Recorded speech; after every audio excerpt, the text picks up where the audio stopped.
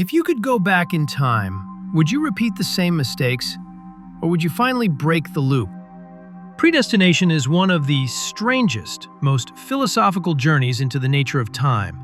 It dives into love and hatred, fate and free will, masculinity and femininity, life and death, all the deep stuff that shapes who we are. As you follow the story, something unsettling becomes clear. Every character is the same person. One soul reflected across different timelines. A puzzle of identity. The film messes with you from the start. What looks like the beginning is actually the end. It whispers, time isn't real. It's something we invented. Even Einstein hinted at this. Have you ever felt like every choice you make is just another version of you stepping forward or falling behind? Maybe you've never been alone, just surrounded by echoes of your other selves. There's a scene where the protagonist sees their reflection on a tiled wall. It's like a psychological mirror. Different ages, different genders, one single identity stretching across time. This character grows up rough, an orphanage, harshness, forced toughness.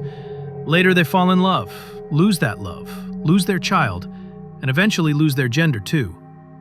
3 devastating losses: love, identity, and a child. It leaves behind a deep existential loneliness.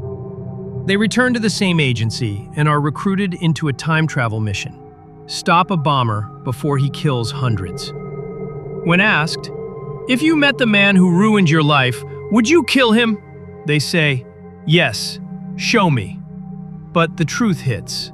The man who destroyed them was themselves. Here the film reveals everything.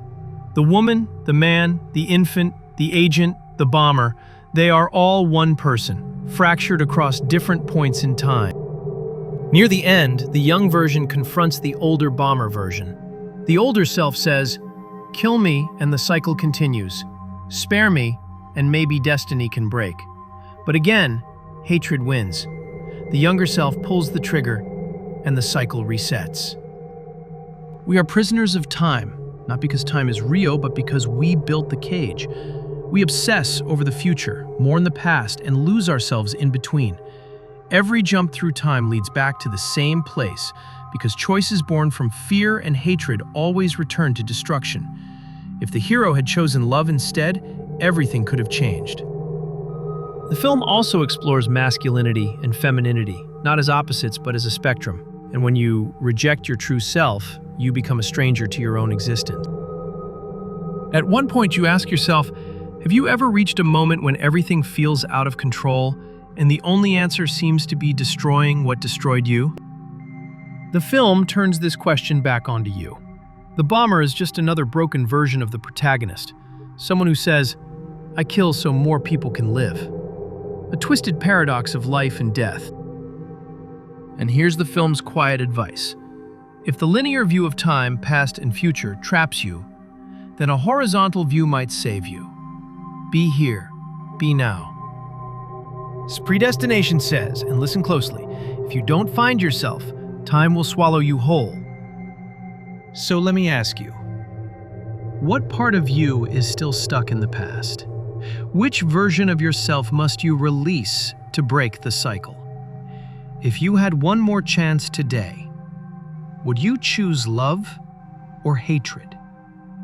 Because only love can break the loop. And if you enjoyed this breakdown, make sure to like and subscribe so you won't miss the next deep dive.